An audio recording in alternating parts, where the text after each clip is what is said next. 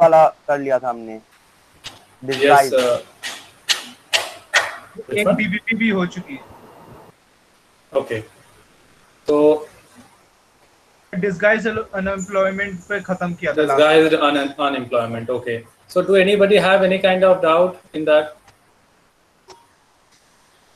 Means Yes, No, sir. sir. whatever उतनी we have clarity done नहीं right. हुई sir, उतनी क्लैरिटी नहीं हुई मेरे को डिस्गाइज में। Okay. So we will discuss this guys once again. Okay. So do anybody have any other doubt apart from this disguised one? Sir yes sir मेरे पास एक डाउट है। Yes. Yes. सर एक second, एक बार ढूंढने दीजिए कहाँ पे था वो। Okay. Have you gone through your DBP? Yes, sir. Yes, sir. 11 Yes, question से गए। DBP आप सभी ने किया है अच्छे से? यस सर, 11 Yes, क्वेश्चंस की डीपीपी है। Yes, sir. Sir, Okay. Yes. sir, what is the criteria by which we have classified the activities into primary, secondary, and tertiary? What is the criteria? Actually, the Yes, sir. criteria, you will find the criteria clearly mentioned in your definition. Means whenever we use natural resources, okay, to produce anything, it will be considered in primary sector. And if we do this in any industry, okay, then it will be considered in, means when we use when we use primary resource, okay, primary sector's goods in manufacturing other goods, it will be considered in secondary sector. Is that clear? And Okay, sir. service sector. Now the third one is service sector. Basically here we don't manufacture any goods, rather than we provide services for primary, services for secondary, and other Sir. kind of services. तो sir फिर हम ये कह सकते हैं कि criteria source, Means criteria means what? मतलब जो क्राइटेरिया है वो सोर्स है जहाँ से प्रोडक्ट आ रहे हैं, मुझे फिर ठीक कर। Yes, on that basis we define Okay, sir. that which one is primary, secondary, and tertiary. By definition itself, you will come to know that what is the criteria to judge a product is a primary sector good or a secondary sector, or it is a service of tertiary sector. Sir समझ में आया? Is that clear? Yes, sir. Yes, sir. Okay. So sir let me see. Yes. Sir मेरा एक doubt है जो Okay. Is my video audio means visible to all today? Yes, sir. Yes sir. Yes, sir. Yes, sir. Okay. Yes, sir. Okay. ठीक है. So yeah, someone is saying something. Let him complete first. Sir under employment और disguise in employment के urban areas के examples में जो examples थे वो मुझे ऐसे समझ में नहीं आए इस बुक में जो है उसमें। I will discuss disguised unemployment once again. Sir उसमें Okay. दे रखा है कि जो कार्ट पुल करते हैं वो डिस्गाइज्ड एम्प्लॉयमेंट है। हाँ. और जो I will discuss painter- that. Wait. Piyush, I will discuss thoroughly. Okay. Disguised unemployment I will discuss. Wait for a while. Okay. So before that, I would like to know that how many of you prepared actually. Okay. So should I ask you some questions? Yes sir. Yes, sir. Yes, sir. Yes, Only sir. one person, one student sir. is saying yes. Okay. Prince Rajput. Am I audible to you, Prince Rajput? Prince Rajput. Am I audible? Okay. Piyush Varshini. Piyush Varshini, are you there? Now a lot of people are moving out. It means they are not preparing themselves. Siddharth Gautam, okay. Priyansh Agrawal. Priyansh Agrawal.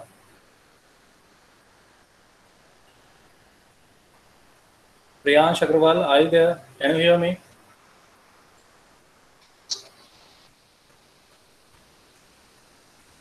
Priyanshu Pandey.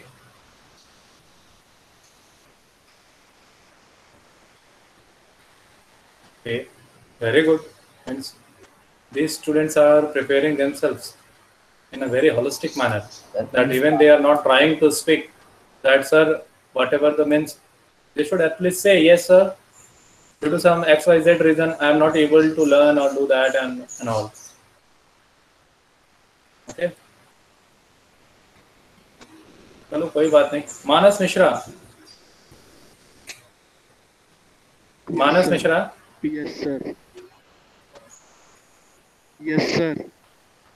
Manas, you are not audible.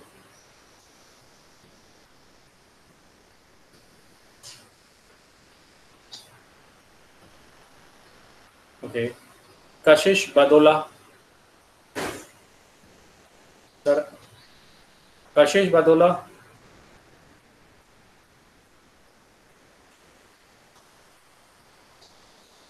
Diptanshu Shekhar.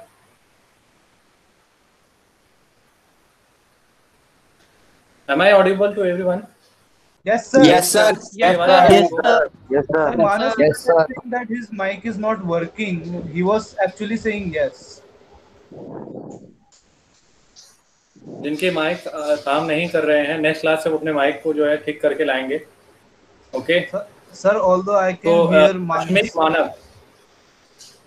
Ashmit Manav. Yes, sir. Yes, sir. Okay. Yes, sir. Ashmit Manak, in sectors, I taught you about service sector. The rise of service sector. Okay. The importance of service sector is increasing day by day. Okay. What are the reason behind it? Why we are considering it? Can you explain this? Sir, because it provides basic services like hospitals, and it also smoothens the work of primary and secondary sector by providing communication transportation to them, and it also introduces new services like ICT, information communication, and Okay. people also spend now their money in by when they earn some money, like going out to restaurants, watching movies, Okay. etc. Okay. So, ठीक है, आपके answer to extent is good. Rashmi Agarwal. Rashmi Agarwal. Okay. Anubhav Sagar. Yes, sir. अनुभव सागर. Am I audible Yes, to sir. you, Anubhav? Yes, sir. Anubhav, you are not audible to me. Very good. Yes, sir. आप सभी ने अपने यहाँ wifi को लगवा ही लिया होगा, I think. Yes, sir. Yes, sir. Yes, sir. अनुभव की आवाज आ रही है. No, sir. सर आवाज आ रही है सर अनुभव की. अनुभव की आवाज आ रही है, मेरे पास नहीं आ रही. अनुभव, can you speak louder? Yes, sir. आ रही है. हाँ, अनुभव. Yes, sir. Yes, good. So, Anubhav, what do you understand by GDP of a country? Sir, GDP is the final. Yes. Sir, GDP is the value of final goods and services, which is produced in a sector during a particular year. Sir, can I tell? Okay. Anubhav, good attempt. उत्कर्ष बताओ क्या है? Sir इसमें total sum add होगा कि जो sum of the goods produced in all the three sectors during a particular year. Sir, Yes. can I? Final good. Sir Final goods. मैं sir. Sir, may I? Yug Jain, try. The value of final goods and services produced in each sector during a particular year. Okay. Aditya Verma, what do you want to say on this? GDP में क्या और क्या कहना चाहोगे आप? Sir, may I try? The sum of Sir, final goods and Sir, services. it is the sum of total Yes. final goods and values produced within a country during a particular year. Yes, it's called GDP. In each sector. Sir, the In each GDP sector. Sir, the GDP in all sectors. totally depends on the consumption of a country. So local. Ishant Singh. Wait, Ishant Singh. Ishant Singh.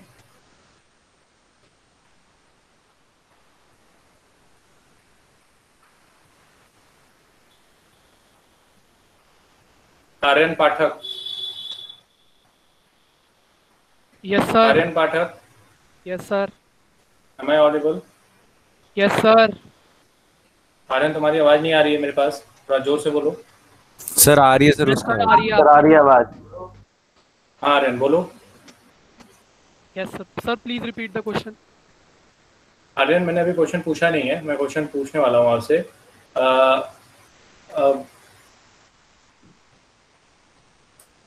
GDP मैंने कुछ, what do you understand by intermediate goods? Do we add the value of intermediate goods in GDP?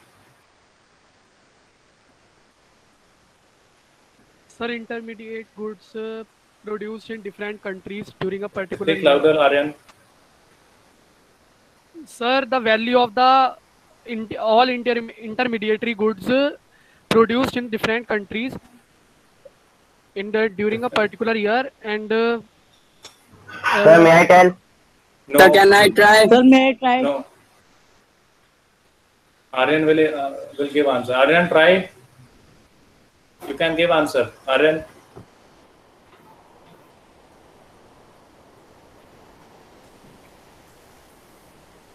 Okay Aryan, आप जो है कि एक बार और अच्छे से पढ़ाई करिए। Saanchi Sharma. Saanchi Sharma. Yes, sir. Okay Saanchi, आप will you answer this? Yes, sir. The value of intermediate goods are not included in the GDP, and intermediate goods are those goods.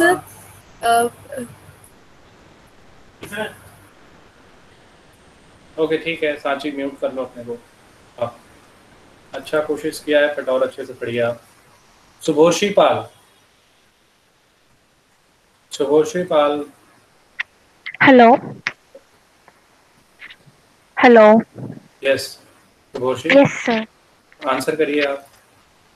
Sir, same question. Same question. Okay. Sir, the intermediate goods are not counted in the final goods and services because they are produced before they are purchased by other purchasers for manufacturing or sale purpose, and final goods are purchased by consumers for only consuming. That's why intermediate goods are not counted. Do we add intermediate goods in GDP calculation? No, sir, because there Value will of be the intermediate. repetition of Very of good, cost. Subhash Rival. Okay, very good. So intermediate goods help in overall production of manufacturing of final goods and services. So that's why we will not include intermediate goods in GDP calculation. Okay. Sir. Otherwise, it will be a repetition of value. Sir. Okay. Yes. Sir, but book में तो एक sentence है कि and the sum of production in the three sectors gives what is called gross domestic product of a country. Final goods and services लिखा है. Final goods and services. Final goods. Sum of production in three sectors. Wait. Piyush Banerjee. Listen.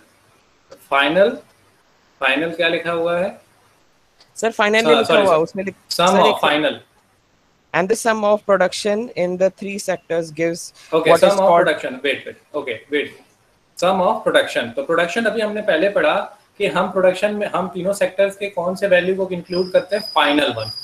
Okay? हम क्या करते हैं? Final one को calculate करते हैं। तो यहाँ पे आप ये भी कह सकते हो sum of the final. समझ में आ रहा है? बात क्लियर हो रही है आपको पीयूष? Yes sir.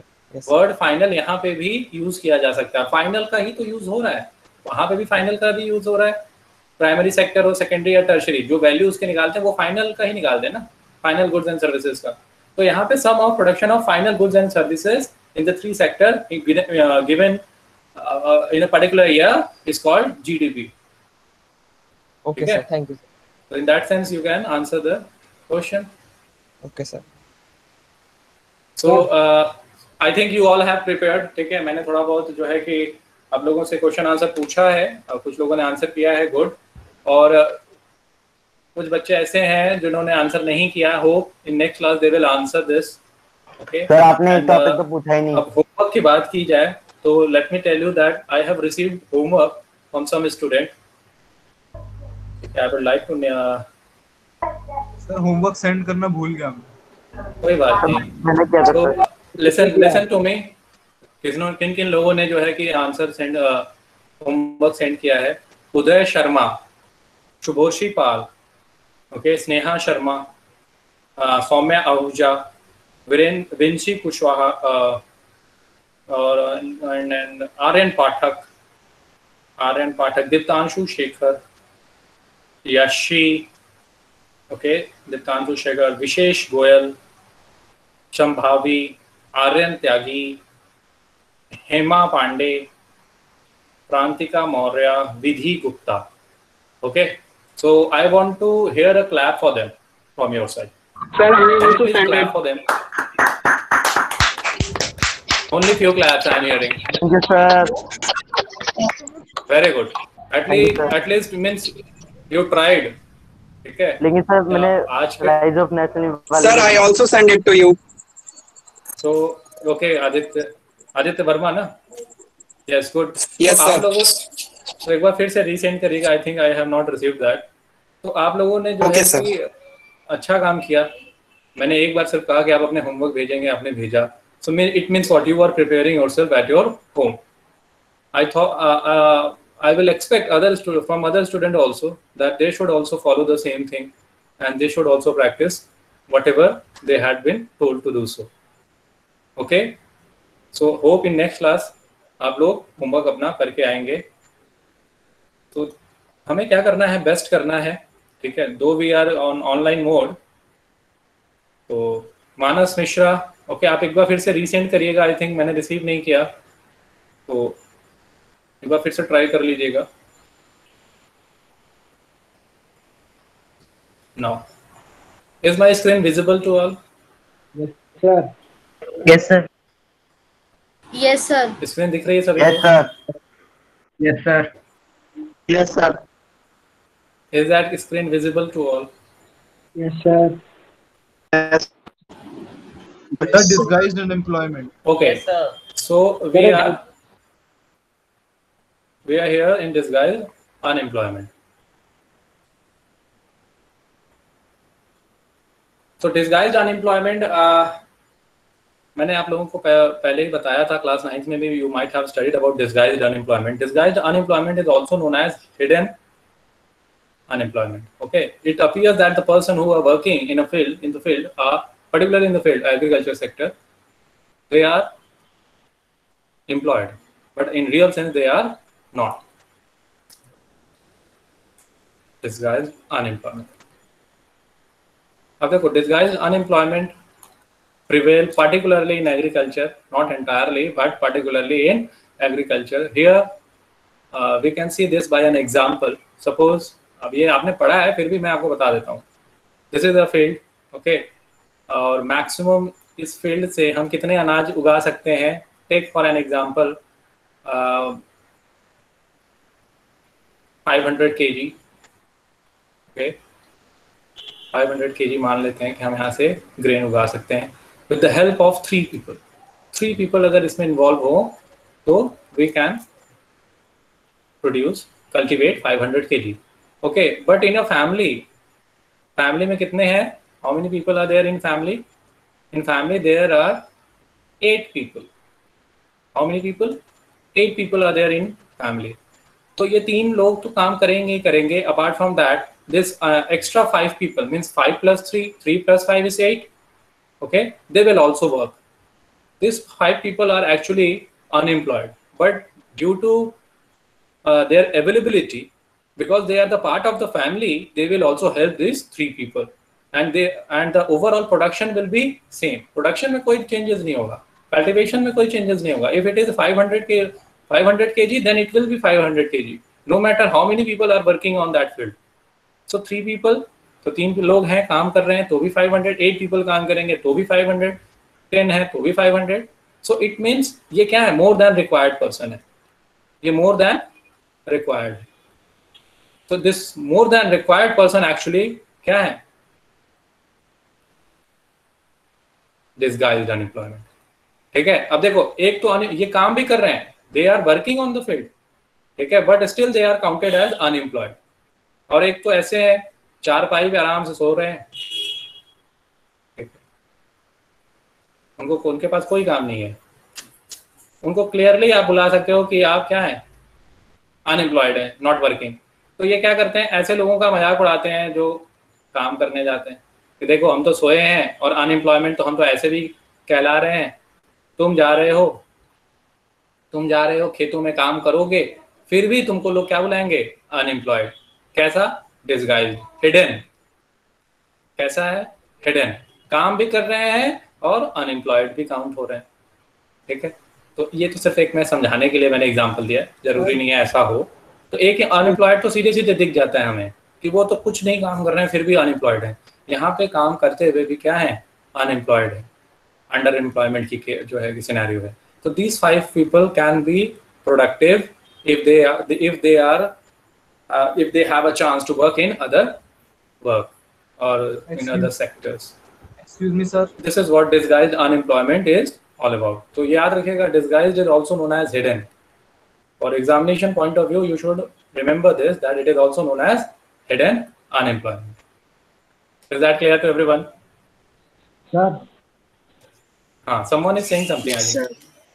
सर आपने कहा था सर ये जो साइड में है सर वो आराम से लेटा हुआ है और चला रहा है. तो सर जो आप डेफिनेशन के अंदर सर ये पढ़ी थी ना, who is willing to work and not getting job. तो सर जो रेस्ट कर रहा है सर उसको, वो तो विलिंग करेगा, तो सर वो अनएम्प्लॉयड कैसे कहेंगे उसे? देखो, विलिंग टू वर्क, ठीक है, but not getting a job.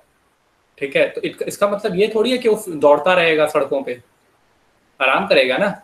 Unemployment, I am willing to work but I am not getting job, neither I don't have a field, so what should I do, थोड़ा सा आराम कर लेता हूँ. This is what I have just explain, that this particular person is resting out on his bed and this person is working on field, but they all are categorized as unemployed. समझ में आ रहा है? Is that clear? Sir, the other one is categorized as seasonal unemployment. Seasonal unemployed. Depends. There are different types of unemployment. Frictional है, cyclical है, seasonal है. Okay? Excuse me, sir. Structural है. Lot of type of unemployments are there. So we will not go in details that what type of unemployed he or she is. Just an example that he is. Yes, someone is saying something. You should rather wait whenever I am explaining something. Yes, क्या कह रहे हैं आप बताइए. कोई कुछ कह रहा था, बताइए क्या कह रहे हैं. वो जो disguised unemployed हैं सर, उन्हें पैसे मिलते हैं उनके काम के? How? अब उनको कैसे पैसे मिलेंगे? They are working. They are the part of the family. That's why they are working here. They are in this field. Okay, and cultivating the same amount. Okay, 500 kg. तो उनको पैसे के तौर पे क्या मिलेगा? सिर्फ यही है कि 2 square meals ये क्या करेंगे, अरेंज करेंगे अपने फैमिली के लिए. और लेबर डिवाइड होगा. एक जो हेल्प होगा वो क्या होगा, लेबर डिवाइड. ये 3 लोग जो मिलके जो काम करते हैं, अभी 8 लोग करेंगे तो हो सकता है, वो कह सकते हैं होगा ही कि लेबर डिवाइड होगा और कम काम क्या होगा, लोगों को करना पड़ेगा. अदरवाइज ये 3 को थोड़ा ज्यादा काम हो सकता है करना पड़ेगा. That is what the only benefit in disguised unemployment. Is that clear? But people will not want this kind of benefit. They will want, if we are 8 people, okay, so it is okay that we will do 3 people will work in the field, okay, and 5 people outside or should do any other job, so that we can generate more income for the family and more developmental process should go on. Sir, में आ रही है बात? Yes, sir. Is that clear? Sir. Yes, sir. Yes, sir. अरे Yes, sir. इतना hard and fast तो है नहीं है जितना तुम लोग बता रहे हो. समझ में आ रहा है point? Is that clear? Yes, sir. Yes, sir. Yes, sir. Yes, sir. Yes, sir. किसी का कोई डाउट है तो पूछ लो. Yes, sir. सर डिस्गाइज हाँ एंड बताओ किसका doubt? Sir disguise and employment और अंडर एम्प्लॉयमेंट में कोई डिफरेंस है? हाँ, अंडर एम्प्लॉयमेंट का ही एक टाइप है desired unemployment. Under employment means जितना मतलब रिक्वायरमेंट नहीं है फिर भी काम कर रहे हैं, उसी का ही एग्जांपल है desired. Okay sir. You can use interchangeably also. Sir ये सिर्फ फैमिली में नहीं होता है? फैमिली में हो, ये देखो मैंने एग्रीकल्चर में बताया, जो है कि एग्रीकल्चर में पर्टिकुलरली फैमिली के केस में आप ये आपको मिल जाएगा, रूरल एरियाज में मिल जाएगा। ओके, तो अब यहाँ पे रूरल एरियाज के अलावा, ये तो रूरल एरियाज में particularly people are involve in agricultural work, so that's why I gave you this example, and you might have studied this in your 9th also. ठीक है, if you can recall people as resource, यही है, this is the chapter ना, जहाँ पे मैंने पढ़ाया था two kind of unemployment prevailing in in rural areas. उसमें अर्बन एम्प्लॉयमेंट में क्लासिफिकेशन नहीं थी। हाँ, अर्बन एम्प्लॉयमेंट की नहीं थी। ओके, तो कैजुअल वर्कर्स, अब अंडर अनएम्प्लॉयमेंट में अगर आप देखो, सॉरी अर्बन एरियाज में देखो, इन अर्बन एरियाज, तो हम अर्बन एरियाज में क्या करते हैं कि यहाँ पे you will find underemployment cases in casual labourers. Okay, casual labourers हैं, पेंटर्स हैं, उसी में आ गया, कंस्ट्रक्शन वर्कर्स हैं। Okay, which one? Construction workers हैं। Any other example apart from this? Casual labourers, construction workers, do you have any other example apart from this which you can say that it is the part? Sir, the laborers working at shop and cobblers, plumbers, rickshaw puller. Sir चलो rickshaw. Sir अगर business में more than needed members हैं जो contribute कर रहे हैं तो वो है आएगा एग्जांपल में? Yes, you can say this. Okay, they are also part of this underemployment. ठीक है, they get a job when there is a requirement, otherwise they will not earn. Means it totally depends on demand and supply. Right now you will see the case of means जो case अभी चल रहा है, okay, COVID-19, here maximum people from urban areas are moving toward rural areas. Okay, in search of why they are moving out from here to rural areas, because they think that they don't have enough job opportunities available in this urban area. That's why they are moving towards rural area. And rural area you will find a program launched by Government of India which prevails in village area is MG Narega, which we will deal later on in this chapter. Okay, Mahatma Gandhi National Rural Employment Guarantee. Sir, 2005, 1st September 2005. Now this and this is an example of, yes, this is an example of right to work. Right to work. Okay, this is an example of right to work. So this has become the pillar of employment in rural areas, and people who are moving from urban areas to rural areas are getting job in Manrega. They are looking for job in Manrega and registering themselves in Manrega in order to survive. समझ में आ रहा है? Clear है? Yes, sir. Sir. Yes. Shall I rub this? Doubt. ये इतना जो मैंने बताया वो समझ में आया? किसी का डाउट है? अच्छा, yes, बताओ क्या? Yes, sir. सर आपने कहा था सर कोई प्रोडक्ट है सर वो पहले प्राइमरी में प्रोड्यूस होता है और सर सेकेंडरी में सर उसकी प्रोसेसिंग होती है और सर टर्शरी में वो सेल आउट हो जाता है। तो सर टर्शरी में सेल आउट ऐसा नहीं है, टर्शरी में सेल आउट ऐसा नहीं होता है कि टर्शरी में सेल आउट होता है। मैंने कहा tertiary helps in the overall development of primary and secondary. Okay, और at the end you will find yes with the help of tertiary itself वो सेल आउट भी होता है। तो tertiary is a broader concept, ठीक है, which can be applicable in many sphere of life, in many spheres. हां, अब बोलो सर। तो फिर सर बुक में सर पॉटर एग्जांपल है सर। सर तो फिर वो किस में आएगा, प्राइमरी में सेकेंडरी में? क्या एग्जांपल है sir? Powder sir, turmeric powder. No sir, powder कह रहा है तो मिट्टी से वो बनाता है सर जो एनिमल्स को खाना देते हैं, फॉडर, FODDER फॉडर है। तो फॉडर कहाँ से मिलता है हमें? नो सर, वो पॉटर कह रहा है, POTTER सर कुम्हार। potter. Yes, sir. Okay, this one you were saying. Yes, sir. Yes, sir. So potter, what you want to say? Potter will come in which sector? This is what you want to say. Yes, sir. Pots वगैरह बनाते हैं ना Potter, और Potter Yes, pots sir. जो बनाते हैं वो किसके हेल्प से बनाते हैं? Mud, with the help sir. Of soil, Mud. मिट्टी से बनाते हैं, है ना? Yes, sir. तो सर सेकेंडरी में आएगा। सेकेंडरी हो गया ना? हाँ, फिर इसको पकाते भी हैं, ठीक है। तो छोटे लेवल पे हो गया, बहुत छोटा लेवल पे हो गया, ठीक है। बट वो तो वही रहा कि नेचुरल रिसोर्सेज का हेल्प करके वाटर को यस कह सकते हो। एक्चुअली आई थिंक मोर और less it should be considered in primary.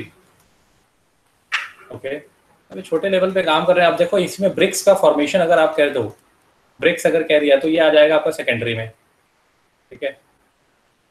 तो ब्रिक्स का फॉर्मेशन किसमें आ गया? सेकेंडरी में। अगर उस बेसिस पे देखो तो यस, पर्टिकुलरली ये जो पॉटर वाला जो केस आपने कहा है, that will also be considered, should be considered in secondary as well, ठीक है, प्राइमरी नहीं, ठीक है। समझ में आया? अगर आप ब्रिक्स को कंसीडर कर रहे हो, ब्रिक्स किससे बनता है? ये भी मिट्टी से बनता है, नेचुरल रिसोर्स। उसको आप क्या कर रहे हो? मैन्युफैक्चर कर रहे हो। उसको क्या कर रहे हो? मैन्युफैक्चर कर रहे हो। तो मैन्युफैक्चर करके आप जो है कि फिर क्या कर रहे हैं? मैन्युफैक्चर करके उसको ईंट बना रहे हैं, ईंट में तब्दील कर रहे हैं, मैन्युफैक्चरिंग हो रही है उसमें सम सॉर्ट ऑफ, तो इट विल बी कंसीडर। तो पॉटर को भी केस में ऐसा ही होता है, तो आप इसको ले सकते हो सेकेंडरी के केस में, ठीक है। सर अगर एक ही पर्सन, समझ में आई बात? Yes sir. सर अगर एक ही पर्सन प्राइमरी भी कर रहा है और सर सेकेंडरी भी कर रहा है, तो सर वो बहुत एक्टिविटीज करेगा ना, मतलब हाँ, तो काम कर रहा है तो ठीक है। उसको categorise primary sector and secondary sector में कैसे करोगे? तो सर ये तो यहाँ अब यहाँ पॉटर में आप सेकेंडरी ले रहे हो तो सेकेंडरी में रहेगा सर, क्योंकि वो सर वो पहले तो सर वो मड एक्सट्रैक्ट करता है और सर फिर उसके बाद अब देखो वेट करो। अब आप जब ये कहना चाहते हो कि from the example of soil you can say this कि that it is also part of primary sector. Okay, so this is not so hard and fast, ठीक है, that whatever been taught is exactly what it should be, okay. If you know that primary sector is also known as agriculture and related sector, okay, agriculture and related sector. So more or less primary sector is considered in agriculture and related sectors, okay, and secondary in industrial work, okay, industrial sector. So that's why there is a categorization of things. Okay, ठीक है, आपने यहाँ पे example लिया, ठीक है, can we say that okay we are using soil and we are manufacturing bricks, so why we are not considering this in secondary in primary sector? But we cannot say here, we will not include here because it is a part of secondary sector. Manufacturing, some sort of manufacturing has been done, some sort of services has been put by potter. A potter को भी आप कह दो sir potter is doing his work, he should be considered in service sector. He is giving a service, तो service तो दे ही रहे हैं। तो मैंने कहा ना प्राइमरी एंड सेकेंडरी का डेवलपमेंट किसकी वजह से होता है? सर्विस की वजह से। These three are interdependent on each other. समझ में आ रही है बात? Is that clear? अब पॉटर के केस में आप बोल सकते हो ना जो पॉटर बना रहा है वो सर्विस दे रहा है, so why we are considering this in secondary sector not in tertiary sector? कह सकते हो कि नहीं कह सकते हो? Yes sir. बताओ किसने ये क्वेश्चन पूछा था? Yes sir. कह सकते हो ना ये बात? सर कह सकते हैं। हाँ बिल्कुल। तो ओवरऑल अगर वो सर्विस देंगे, वो अगर सर्विस देंगे नहीं तो वो मैन्युफैक्चरिंग होगी नहीं। Okay, is that clear? तो इंटरडिपेंडेंट है, पर्टिकुलरली अगर पॉटर को आप कंसीडर करो सेकेंडरी में, अगर ब्रिक्स को आप कंसीडर कर रहे हो तो ये पॉटर भी कर सकते हैं, ठीक है। ओके, पॉट्स वगैरह को भी बनाने वाला। और पॉटर को अगर आप पर्टिकुलरली पॉटर को अगर वहां पे कंसीडर करोगे कि जो बना रहा है उसको अगर पूछोगे कि सर वो क्या कर, वो किस सेक्टर में, उनको पर्टिकुलरली किस में रखेंगे, ठीक है। उन्होंने जो कब वो मिट्टी के क्या कहते हैं उसको, कुल्हड़, what we call in English that, anybody have any idea? कुल्हड़ तो ग्लास को कहते हैं सर। Earthen pot. हाँ, earthen pot, very good, it is known as earthen pot. तो earthen pot is a part of secondary, and that potter who is making that earthen pot will be a part of tertiary because he is giving a service, चलो, इतना ज़्यादा deep analysis नहीं करना है. Now, let's move to other part. आगे बढ़े.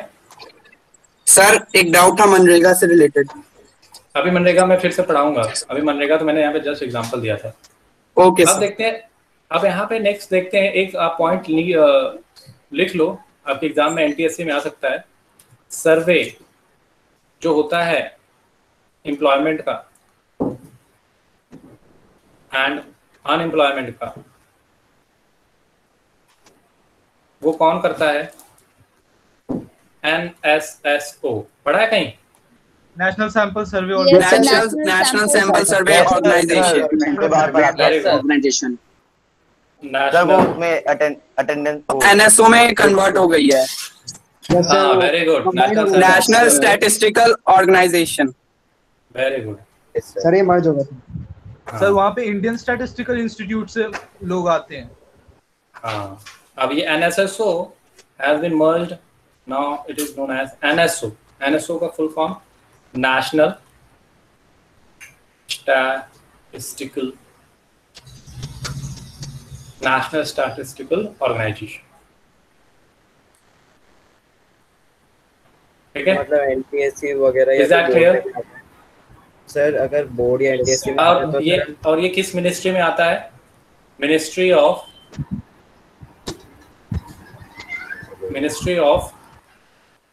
Statistics and programme implementation. Okay, can be asked in your NTSC, particularly this I have told you for NTSC. They will not ask in CBSE, means there are very less chances that they are asking this in CBSE, but but it has more chances in NTSC and has been asked in NTSC also. Okay, in few states you will find that they had asked in NTSC. Now the other part of this chapter is how to create more employment. Okay, तो हम लोगों ने I think reading नहीं की है. Do you want to read whatever we did? हम लोगों ने reading की है इसमें चैप्टर में? No sir, जरूर. बहुत easy chapter है. No sir. Do you want reading in this chapter? No sir, बहुत easy chapter है. नहीं, बहुत easy तो नहीं है, but yes, easy है. Sir yes. Sir reading से और clear हो जाए. सर और क्लियर हो जाता कर लेते हैं. और सर कुछ पॉइंट ऐसे भी हैं जो रीडिंग में पता चलते हैं. अच्छा, तो okay, what we will do, we will read, ठीक है, then we will come to other point. Okay.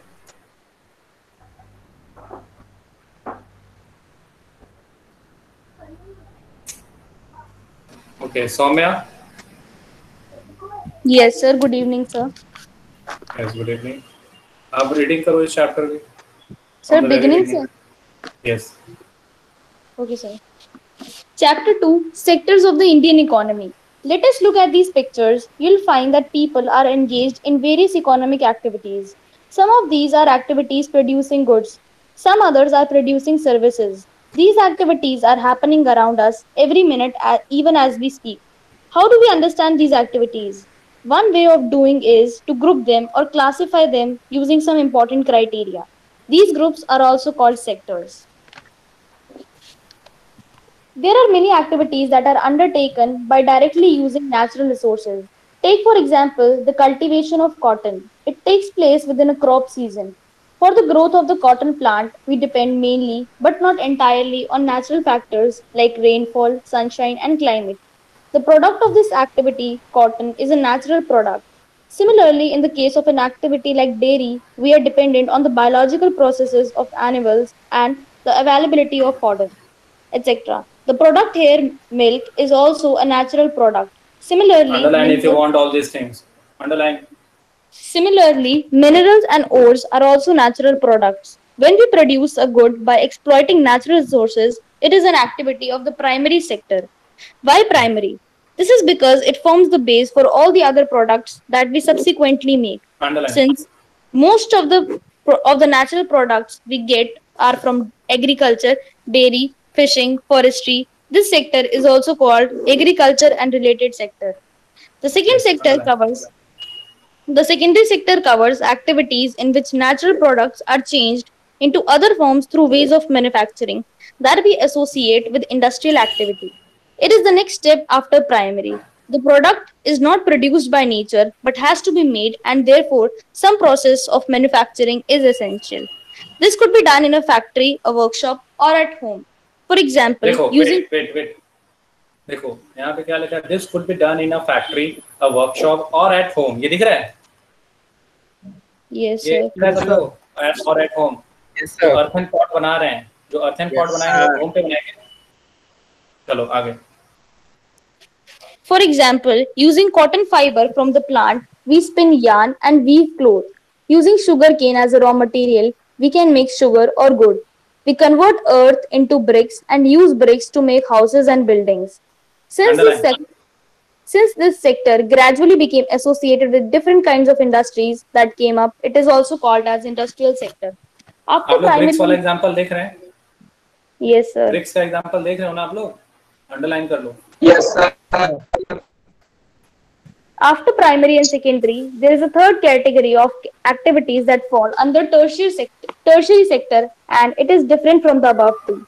These are activities that help in the development of the primary and secondary sectors. These activities by themselves do not produce a good, but they are an aid or a support for the production processes. For example, goods that are produced in the primary or secondary sector would need to be transported by trucks or trains and then sold in wholesale and retail shops. At times, it may be necessary to store these in godowns. We may also need to talk over telephone or send letters, communication, or borrow money from banking to help production and trade. Transport, storage, communication, banking, trade are some examples of tertiary activities. Underline. Since these activities generate services rather than goods, the tertiary sector is also called the service sector. Service sector also includes some of essential services that may not directly help in the production of goods. For example, we require teachers, doctors, and those who provide personal services such as washermen, barbers, cobblers, lawyers, and people who do administrative and accounting works. In recent times, certain new services based on information technology such as internet cafe, ATM booths, call centers, software companies, etc. have become important. Comparing Wait. This economic activities, though are grouped into three different categories, are highly interdependent. मैंने ये word use किया था? दिख रहा है सभी को? Yes, sir. Yes, sir. Yes, sir. हाँ, तो interdependent है. सभी को ये समझ में आ रहा है? ये सब मैंने पढ़ा दिया है. Yes, Is sir. that clear to everyone? Yes, sir. Now, Clear है. compare Yes, sir. the three sectors. Continue your reading. Comparing the three sectors, the various production activities in the primary, secondary, and tertiary sector produce a very large number of goods and services. Also, the three sectors have a large number of people working in them to produce these goods and services. The next step, therefore, is to see how much goods and services are produced and how many people work in each sector. In an economy, there could be one or more sectors which are dominant in terms of total production and employment, while other sectors are relatively small in size. How do we count the various goods and services and know the total production in each sector? With so many thousands of goods and services produced, you might think this is an impossible task. Not only would the task be enormous, you might also wonder how we can add up cars and computers and nails and furniture. It won't make sense. You're right in thinking so. To get around this problem, economists suggest that the values of goods and services should be used rather than adding up the actual numbers. For example, if 10,000 kgs of wheat is sold at rupees 8 per kilogram, the value of wheat would be rupees 80,000. The value of 5,000 coconuts at rupees 10 per coconut will be rupees 50,000. Similarly, the value of goods and services in the three sectors are calculated and then added up. Remember, there is one ये समझ में आ रहा है कि सारे point सभी को? Yes, sir मुझे ये वाला पैराग्राफ और सारे ये वाला बताएं आपने। पैराग्राफ सर मुझे जो ये स्टार्टिंग हुआ है इसका यहाँ तक नहीं समझ में आया जहाँ तक अभी रीड किया सौम्या ने. You are right in thinking so. यहाँ से सर this इसके ऊपर particular वाला paragraph, नहीं second आया. paragraph ना? हाँ सर यहाँ मतलब पे- वो दोनों कैसे यहाँ रिलेटेड पे- है. पहला ये सर अरे यहाँ पे सुनो उत्कर्ष, यहाँ पे एग्जांपल लिया गया है that how we will come to a value of any particular product. ठीक है? अब जैसे कि अब 10,000 kg of wheat is sold at 10,000 kgs of wheat is sold at 8 rupees 8 per kg. The value of wheat will be 80,000. अब आपने कहा 10,000 kg wheat मैंने सेल किया 8 रुपए पर kg के हिसाब से, तो 80,000 आएगी ना वैल्यू उसकी, वही तो वैल्यू हुई उसकी। अब wheat को हम कैलकुलेट नहीं कर पाएंगे, wheat को कैसे कंपेयर करोगे? This is where we have to compare the three sectors. How we will compare? We will compare on the basis of the value. समझ में आया? मतलब सर वो क्वांटिटी पे डिपेंड नहीं करेगा, वैल्यू पे डिपेंड करेगा। वैल्यू पे डिपेंड करेगा, then only we will able to calculate ना, बिकॉज प्राइमरी सेक्टर के प्रोडक्ट अलग हैं, सेकेंडरी सेक्टर के अलग हैं, टर्शरी के अलग हैं। How we will compare the three sectors? We have to compare ना, that's why we are taking the value of the three sectors. Is that clear? मतलब यहाँ पे कंपैरिजन के बारे में बताया गया है। Yes yes, okay sir, understood. चलो continue. Remember the three. Remember, there is one precaution one has to take. Not every good or service that is produced and sold needs to be counted. It makes sense only to include the final goods and services. Take for instance, very important this paragraph. Okay, this paragraph is very much important. The two paragraphs. Take for instance a farmer who sells wheat to a flour mill for rupees 8 per kilogram. The mill grinds the wheat and sells the flour to a biscuit company for rupees 10 per kg. The biscuit company uses the flour and things such as sugar and oil to make 4 packets of biscuits. It sells biscuit in the market to the consumers for rupees 60, rupees 15 per packet. Biscuits are the final goods, that is, the goods that reach the consumers. Why are only final goods and services counted? In contrast to final goods, goods such as wheat and the wheat flour in this example are intermediate goods. Intermediate goods are used up in producing final goods and services. The value of final goods already includes the value of all the intermediate goods that are used in making the final good. Hence, the value of rupees 60 for the biscuit, that is the final good, already include the value of flour, rupees 80. Similarly, the value of all the other intermediate goods would have been included. To count the value of the flour and the wheat separately is therefore not correct, because then we would be counting the value of the same things a large number of times. First as wheat, then as flour, and finally as biscuit. The value of wait बता दिया है ना ये सब? ये सब point सभी को क्लियर है ना? Yes sir. Yes sir.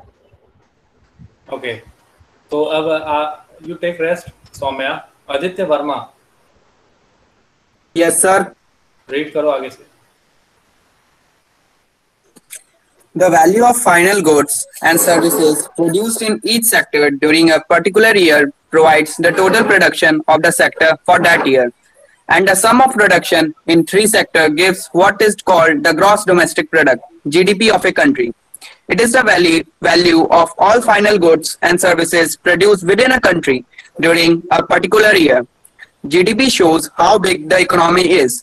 In India, the mammoth task of measuring GDP is undertaken by the central government ministry. This ministry, with the help of various government departments of all the Indian states and union territories, collects information relating to the total volume of goods and services and their prices, and then estimates the GDP. Historical changes in sectors.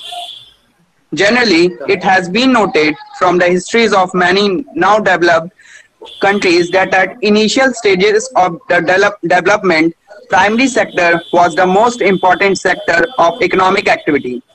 As the methods of farming changed and agriculture sector began to prosper, it produced much more food than before. Many people could now take up other activities. There were increasing number of craft persons and traders. Buying and selling activities increased many times. Besides, there were also transporters, administrators, army, etc. However, at this stage, most of the goods produced were natural products from the primary sector, and most people were also employed in this sector. Over a long time, more than 100 years, and especially because new methods of manufacturing were introduced, factories came up and started expanding. Those people who had earlier worked on farms now began to work in factories in large numbers. People began to use many more goods that were produced in factories at cheap rates. secondary sector gradually became the most important in total production and and employment. Hence, over time, a shift had taken place. This means that the importance of the sectors had changed. In the past 100 years, there has been a further shift from secondary to tertiary sector in developed countries. The service sector has become the most important in terms of total production. Most of the working population are also employed in the service sector. This is the general pattern observed in developed countries. What is the total production and employment in the three sectors in India? Over the years, have there been changes similar to the pattern observed for the developed countries? We shall see in the next section. रुको, ये समझ में आया सभी को? Have we discussed all these things? बता दिया सभी को ये सब? Yes, sir. Yes, sir. Okay. Yes, sir. Okay.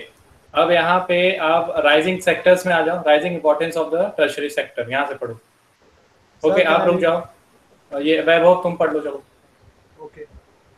Rising importance of the tertiary sector in production. Over the 40 years between 1973, 1974 and 2013 to 14, while production in all the three sectors has increased, it has increased the most in the tertiary sector. As a result, in the past 2013 to 14, the tertiary sector has emerged as the largest producing sector in India, replacing the primary sector. Why is the tertiary sector becoming so important in India? There could be several reasons. First, in any country, several services such as hospitals, educational institutions, post and telegraph services, police stations. देखो, सभी लोग, कुछ बच्चे ऐसे भी हैं पूछते हैं सर बीच में से कोई आते हैं क्वेश्चन कैसे करें. देखो यहाँ एनसीईआरटी में खुद ही बीच में क्या कर दिया है, क्वेश्चन पुट अप कर दिया है. देख रहा है सभी कोई question? Yes sir. Yes sir. Yes sir. तो ये इसको मैंने वहाँ पे जब मैंने पढ़ाया था तब भी बता दिया था इम्पोर्टेंट, और अब भी बता रहा हूँ important. Very very important. Okay, read कर लो. Okay sir. Police stations, courts, village administrative offices, municipal corporations, defense, transport, banks, insurance companies, etc. are required. These can be considered as basic services. In a developing country, the government has to take responsibility for the provision of these services.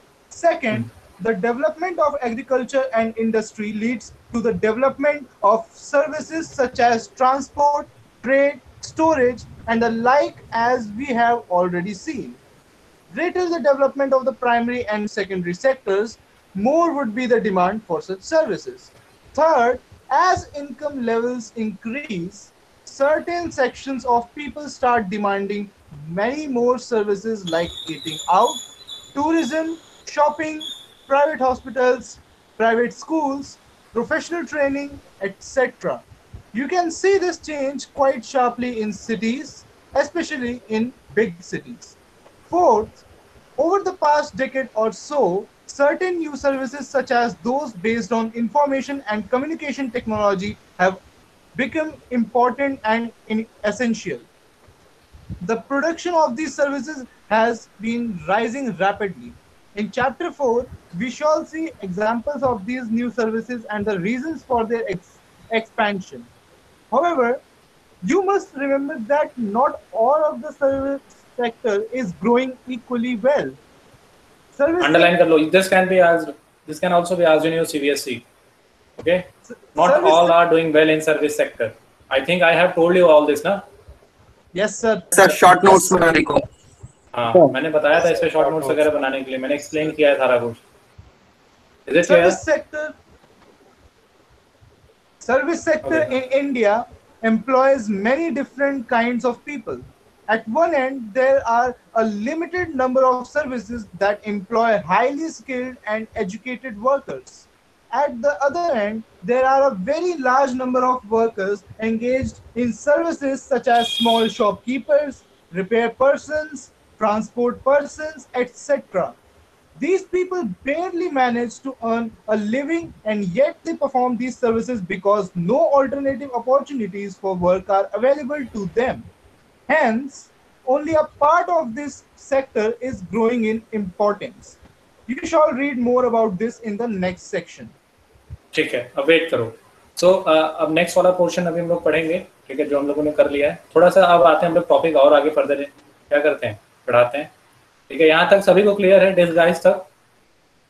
Yes जो sir. Doubt है, yes sir. ये doubt है कि या फिर clear है, ये Yes, बताओ। sir. क्लियर है सभी को? सर क्लियर है। सर क्लियर है। क्लियर है। Okay, any doubt? No. So now the question comes here: how to create more employment? How to create more employment? Now this is again a very important thing. In India, what is requirement? What is today's requirement to create more and more employment? Government has a challenge to create employment. Then how it can be done? Okay. So again, an important part. So we know that in agriculture or in primary sector, maximum people are primary sector. Maximum people are employment. Maximum people क्या है? Employed. Maximum people employed in primary sector, particularly where in agriculture. In primary, particularly where in agriculture, nearly 50% people are involved. अब यहाँ पे take an example. Take an example of Savita. Do you know Savita? Savita and Tejpal Singh. Have you studied Yes, this sir. portion? Yes, sir. Yes, sir. वो The story of village farmer Singh का Savita. money letter. farmer था। सविता। अब वो उसमें Yes, yes, small yes. farmer की तरह work करती थी। Okay, ठीक है, you know this. Okay, तो अब यहाँ पे यहाँ पे क्या करना है इनको? कल्टीवेशन करना है। सपोज आपकी किताब में लक्ष्मी दिया है, बट आप सविता को ही ले लो। सविता परेशान है, उसको थोड़ा हेल्प करते हैं। तो सविता को कल्टीवेशन करना है। फॉर कल्टीवेशन, ठीक है, for cultivation what she needs money, ठीक है, मनी। अब यहाँ पे how to create more employment में मैं आपको बता दूं, the role of government increases. wherever you will find the term that government should do this, government should do that, ठीक है, are different points actually. You will have to segregate into different points. You will have to make it in different points. ठीक है, तो government should do this, government should do that will be considered over here. So first of all, government should provide money. ठीक है, तो money जब इनको provide किया जाता है तो कैसा? Cheap and affordable. हम लोग डिस्कस करेंगे आगे भी। Cheap and affordable, from where they will get this cheap and affordable? From bank. From where? Bank. So government will push bank to extend money, to lend money to whom? To Savita-like people, small and medium farmers, or small farmers particularly. ठीक है, अब money का arrangement हो गया। For after this, you know, maximum people are dependent on rainfall in India. This is also you studied in village Palampur. So here canals, ठीक है, canals बनाओ, canals and tube wells, ठीक है, canals and tube wells. तो canals and tube wells कौन बनाएगा? Government. Second point is government should make canals and tube wells through which Savita can irrigate her land. Canals and tube wells का formation कौन करेगा? Government. फिर उसके बाद money का हो गया। अब with the help of money Savita will be able to buy fertilisers,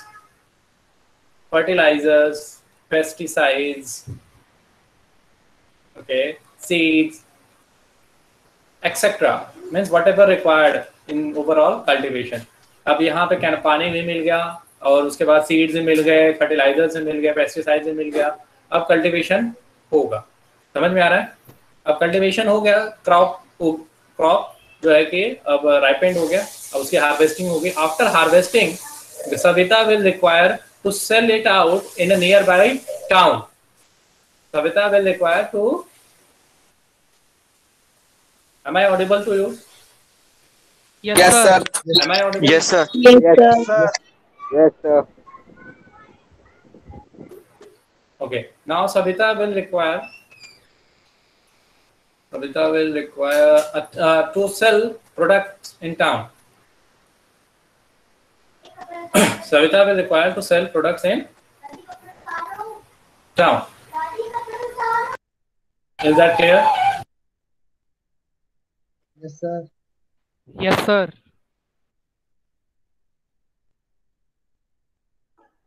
sir आपने अपने आप को म्यूट कर लिया। सर ने जानबूझ के कराई।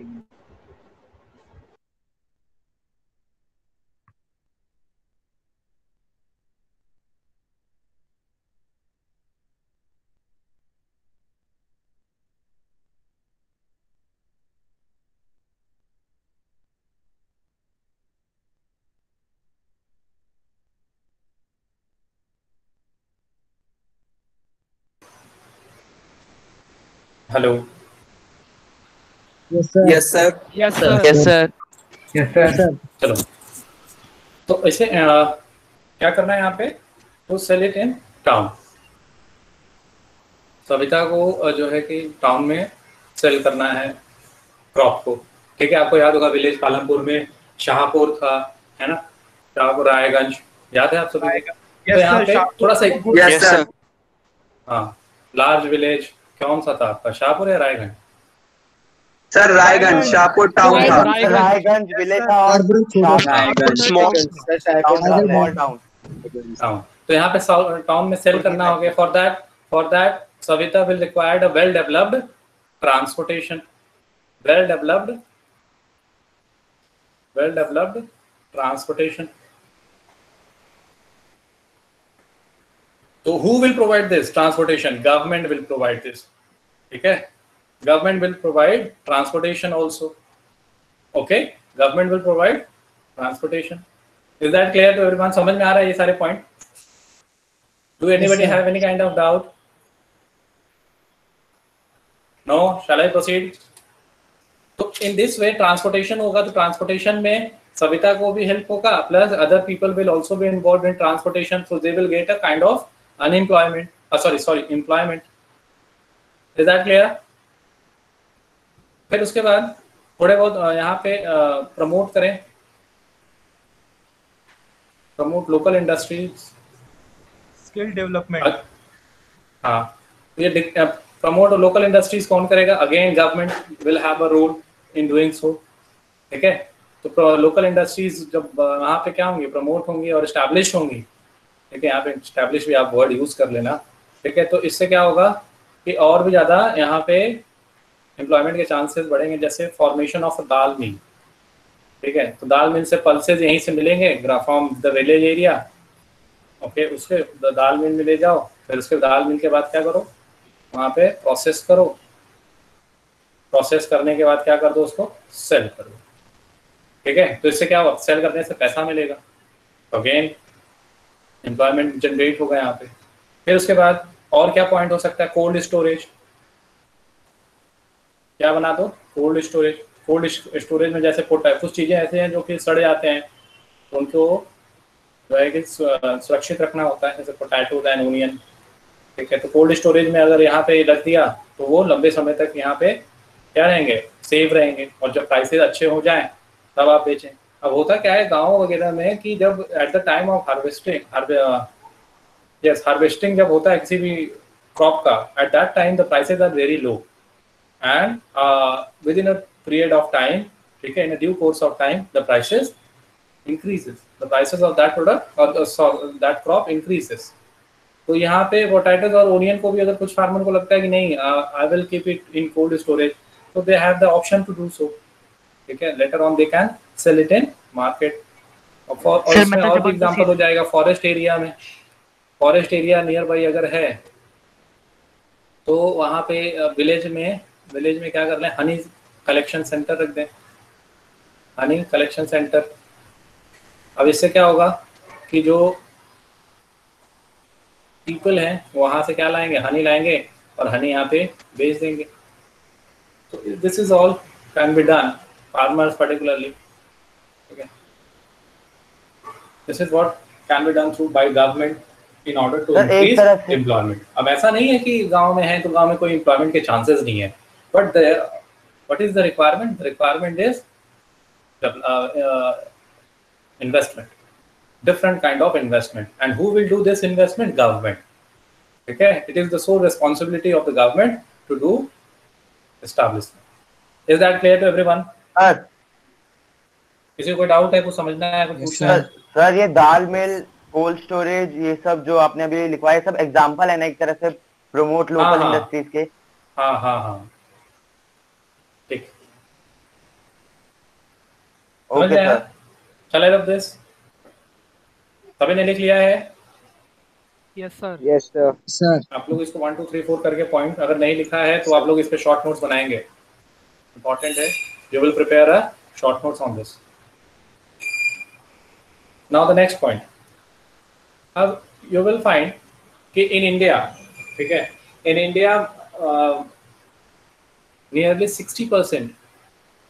How many? 60% are in the age group of 5 to 29 years. As per your book, you will find that they have written this data. 60% people are in between 5 to 29 years. Okay. So अब यहाँ पे you will find that very less people are going to school. Okay. और in that 51% है sir 51% है 51%, not very less. Sir ये less कैसे हो गया? ये तो काफी नहीं, less अच्छा नहीं. Okay, value okay, correct it. It's 51%. Okay, not less. 51%. चलो अच्छी बात है, आप लोग सुन रहे हो. ठीक है, 51%. ठीक है, are going to school. School जा रहे हैं. ठीक है, not very good number, means out of 60 out of 60 should go to school. So as per a survey done by Planning Commission, Planning sir ये 60% क्या है? Commission, 60% in the age group of 5 to 29 years.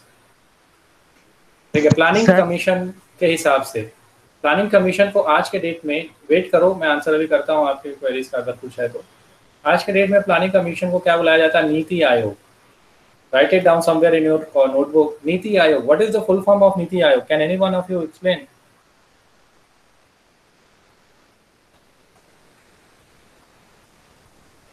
No. चलो, तो NITI Aayog sir इसका शायद head prime minister होते हैं ना? National, yes, institution, national institution, NI, for transforming India. Sir, it is headed by Nirmala Sitharaman. India. फिर से चेक करो कौन हेड करता है नीति आयोग. ठीक है, तो अब प्राइम मिनिस्टर. जो ये सर्वे हुआ, इस सर्वे में ये पाया गया, हाँ ठीक है, तो इस सर्वे में ये पाया गया कि भाई इतने बच्चे जो हैं, बहुत सारे बच्चे ऐसे हैं जो स्कूल नहीं जा पाते. अगर ये सब स्कूल जाएंगे तो हमें मोर स्कूल्स की रिक्वायरमेंट होगी. मोर स्कूल्स. ठीक है, अगर मोर स्कूल्स और उसके बाद मोर बिल्डिंग्स, और भी बिल्डिंग्स चाहिए, मोर टीचर्स एंड स्टाफ, ठीक है, एक्सेट्रा. इन सब के देखो मोर लगा है. So it means what? It will generate employment. ये क्या जनरेट करेगा? एम्प्लॉयमेंट.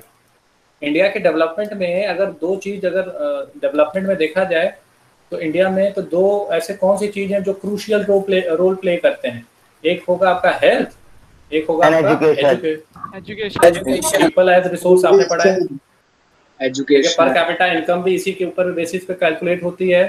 ठीक है, पर कैपिटा इनकम आपको याद होगा, I think per capita human development index याद होगा आपको. तो पर कैपिटा इनकम लगा दो तो ह्यूमन डेवलपमेंट इंडेक्स भी आ जाएगा. Yes sir. तो एम्प्लॉयमेंट यहाँ पे आपने जनरेट कर दिया. नीति आयोग, ये याद रखिएगा, अब नीति आयोग बुलाया जाता है प्लानिंग कमीशन. तो इसके जरिए हम एम्प्लॉयमेंट क्या कर सकते हैं? जनरेट कर सकते हैं. अब इसके अलावा tourism as a sector, tourism as a sector यहाँ पे भी देखो तो एम्प्लॉयमेंट जनरेट किया जा सकता है. ठीक है, अच्छा, टूरिस्ट के आने से हमें क्या फायदा होगा? What sort of benefit we will get when tourist will come? Foreign exchange आता है. You might have studied, you might have heard the term. You might have heard. Wait, listen. You might have heard Atiti Devo Bhava. सुना है? Yes sir. Yes sir. Yes sir. What sort of benefit we will have when tourists will come in India?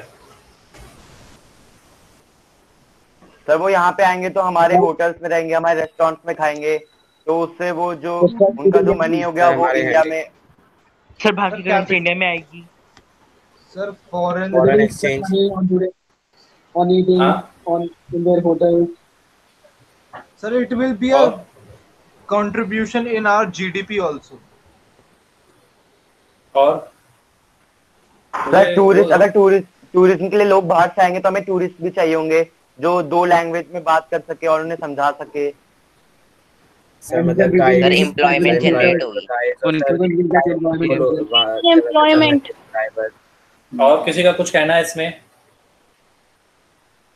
देखो, जब tourist आते हैं तो हमें हमारे क्या बेनिफिट होते हैं? याद रखिएगा, लिखना उतना जरूरी नहीं है। टूरिस्ट आते हैं तो सबसे पहले अपने साथ क्या लेके आते हैं? Foreign currency. क्या लेके आते हैं? Foreign currency. इंडिया की इनकम क्या है? यही फॉरेन करेंसी है, ठीक है। अब जैसे आपके पर्टिकुलरली आपके पेरेंट्स की इनकम क्या होगी? इंडियन रुपी करेंसी, या मेरी जो अगर कोई इनकम क्या है तो करेंसी है इंडियन रुपीज। तो हाँ, इंडिया एज अ होल की क्या मेन इनकम होगी? Foreign currency. When this tourist will come in India, they will hand over their respective foreign currency to the Indian government और RBI। RBI को वो उसको hand over करेंगे foreign currency, and RBI will say okay local currency लो और जाओ घूमो, अच्छे से घूमो। इंडिया बहुत अच्छी जगह है, इंडिया में आएंगे वो घूमेंगे। और वो इंडिया में कब आएंगे? जब इंडिया क्लीन होगा, स्वच्छ भारत, ठीक है। तो यहाँ पे आएंगे जब यहाँ पे क्राइम रेट कम होगा, बहुत कुछ है, अभी सारा कुछ तो मैं लिख नहीं सकता, ठीक है। तो यहाँ लोकल का करेंसी लेकर वो आएंगे। अब वो देखो फॉरेन करेंसी इंडिया RBI का देखो हो गया, इंडिया का इनकम हो गया कि इनको फॉरेन करेंसी मिल गई। अब वो फॉरेन करेंसी के एवज में in place of that they will give their local currency, and they will take that local currency and they will move around, ठीक है, at different places, and at different places they will spend that money, ठीक है। और उससे क्या होगा? Overall economic development होगा, whether it's primary, secondary, tertiary, ठीक है। Particularly tertiary you will find. तो यहाँ से क्या होगा? जैसा कि आप सभी ने बताया, क्या होगा? एम्प्लॉयमेंट जनरेट होगा, इकोनॉमिक एक्टिविटी बढ़ेगी। So tourist should what? Should be welcomed और not? It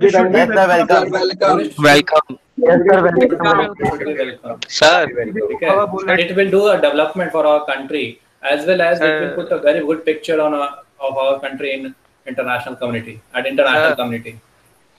Yes sir tourist को सर एक्स्ट्रा चार्ज किया जाता है नॉर्मल पीपल से।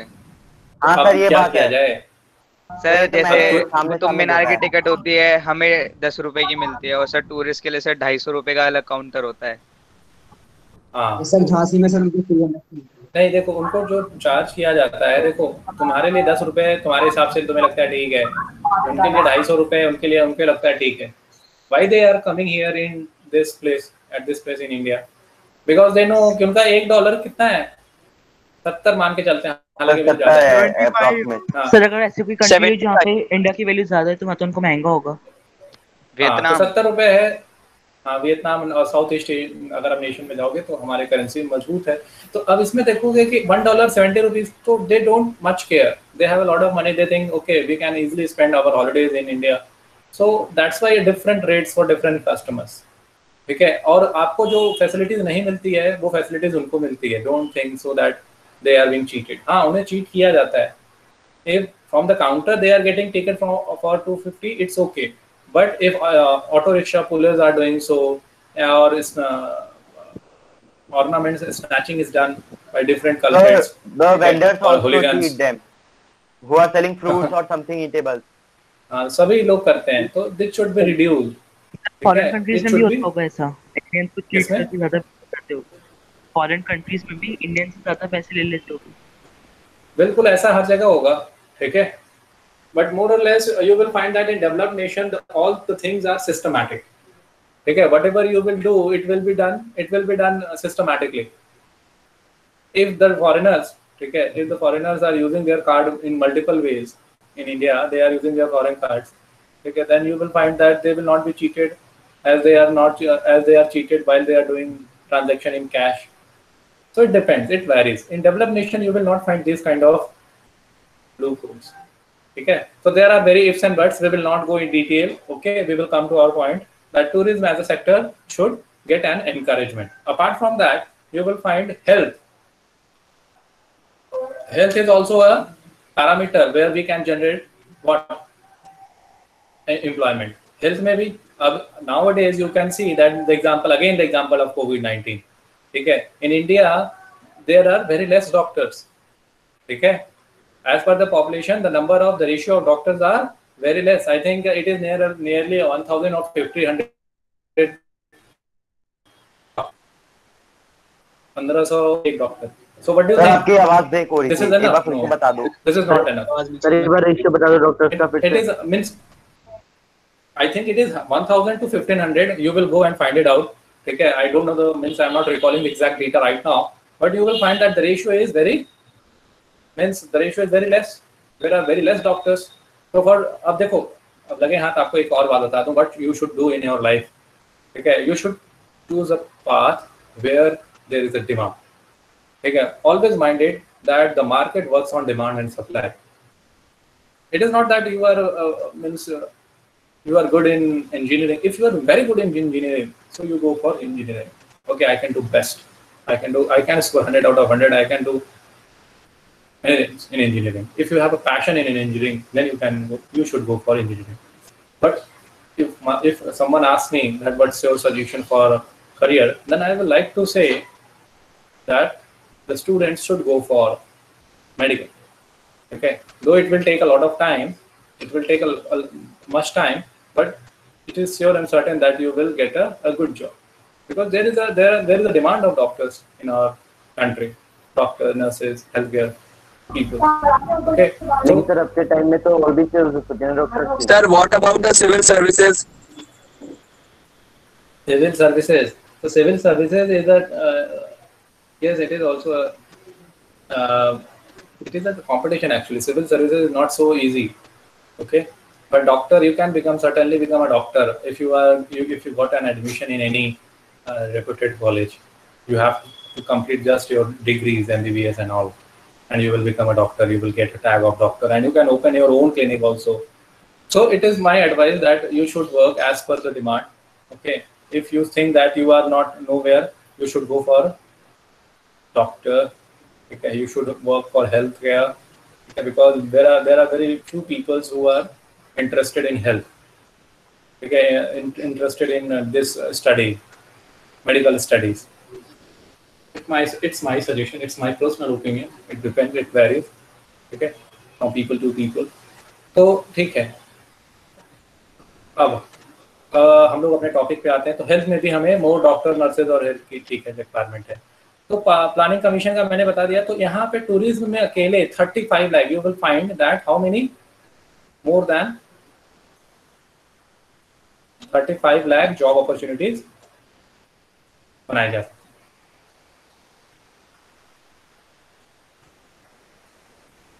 यहाँ पे कितना बताया था मैंने, स्कूल वाले में कितना बताया था? मोर देन 20 लाख 6 मिलियन लोग.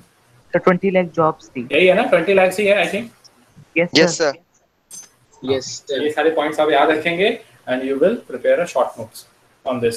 Very important. So these are actually a long-term measures. ये सब क्या है? These are actually long-term measures. Long-term measures. So as you know that India has a huge population. So what is the short-term measure? The short-term measure में you will find the example of NGNREGA. Mahatma Gandhi National Rural Employment Guarantee Act. When I was teaching poverty chapter, I told you that you will find this in your. Yes sir. Next class में मिलेगा. जैसे बोला था long term measures में tourist और ये सब के टॉपिक्स आते हैं. हाँ, उसमें आप तुरंत आपको जो है कि इसमें थोड़ा समय लग जाएगा. हमें क्या करना है, बेनिफिट को अगर तुरंत एक्सटेंड करना है तो we should take some short term measures where we can provide employment to everybody. We will try actually to maximum people. So this can be done through Manrega. Okay, it was implemented in 2005. Do you remember the month, in which month it was implemented? September 2005. Huh? 2005. September 2005. Very good. It's September 2005. 100 days of wage employment. The 1/3 of the seats are reserved for women. Very good. 1/3 seats reserved for women. Sir 625 districts में ये implement हुआ है. हाँ, very good. फिर उसके बाद इसमें ifs and buts भी हैं. So if government fails to provide employment, it has to give the unemployment allowances. Yes, if government will fail to provide employment, so it will give unemployment allowance. Write it down. Sir unemployment allowance का meaning क्या होता है? Government मतलब कि पानी इधर से उधर लेके जाओ. तो सर उसमें फेल कैसे होगी? प्रोवाइड, हाँ सर पिछले साल आपने एक एग्जांपल दिया था कि गवर्नमेंट की वो कुछ ना कुछ काम दे देती गवर्नमेंट है, फेल टू प्रोवाइड, जैसे पानी को इधर से उधर ले जाना। हाँ तो ये भी एक तरह से रुको काम बता हो रहा गया। हूँ। If government fails to provide employment, if government fails to provide employment, it within 15 days होगा ना? It has to give, यही है ना, 15 days of application. it has to give unemployment allowance. ठीक है, so what it will give? Unemployment allowance. समझ में आया? ये वाला लास्ट So you will वाला prepare short notes on Monday. Last वाला नहीं आया। Last वाला, this one. If government fails to provide employment or duty. अब देखो, if you registered yourself in Manrega and you are not getting job within 15 days, then you will be entitled for an unemployment allowance. बेरोजगारी भत्ता कहते हैं। Sir फिर unemployment क्या करें? हाँ तो फिर वो अनएम्प्लॉयड हो जाएगा विद इन 15 डेज में अगर नहीं मिलेगा हमें। हाँ, तो 15 डेज तक आपने एप्लीकेशन दिया, आपको जो है एम्प्लॉयमेंट नहीं मिला, तो you will gate unemployment allowance. But sir ऐसे यूजुअली बहुत ही कम हो पाता है, क्योंकि सर बहुत सारा मतलब वैसे एम्प्लॉयमेंट हो जाए। देखो काम तो जनरेट किया है, इट इज द, देखो आज के डेट में भी देखो तो जो प्रॉब्लम है, इस प्रॉब्लम को देखते हुए गवर्नमेंट इतने काम कहाँ से लाएगी? तो गवर्नमेंट क्या कर रही है, उसको अलग अलग जगह उसको चैनलाइज कर रहे हैं और काम बनाने की कोशिश की जा रही है। Otherwise government is bound to give money to the in the hand of people. Government is bound to give money in the hand of people. The skill development is also a major step in this. चलो, और किसी का कोई doubt है? Sir what is unemployment allowances? बेरोजगारी भत्ता, इसको कहते हैं हिंदी में बेरोजगारी भत्ता। अगर आप बेरोजगार हैं तो आपको सरकार क्या करेगी, पैसे देगी ताकि आप सरवाइव कर सकें, अपने बेसिक नीड्स को फुलफिल कर सकें। सर 60% की जो यूथ थी 5 to 29 ईयर्स, तो सर उसको जो हमने कहा था कि 51% जो है वो अटेंड करते एजुकेशन, तो सर हमने जो 60% उसको एज अ 100% मांगे करा, और फिर उसमें से 51% जो है वो एजुकेशन जाते हैं और 49% जो है वो नहीं अटेंड करते। हाँ ऐसे है,